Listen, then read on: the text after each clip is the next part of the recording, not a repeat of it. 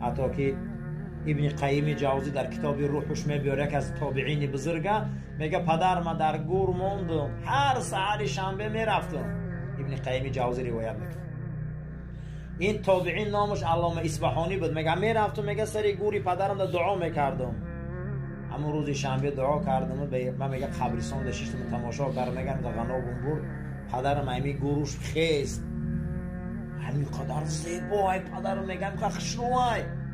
میگه پرسیدم که اوتا جون چی حال داری؟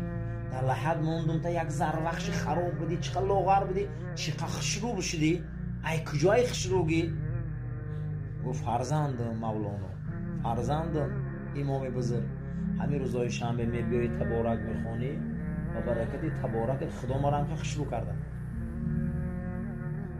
کتاب روح ابن قیم جوزی و برکت دعای خدا ما را همین قدر زیبایی کرده که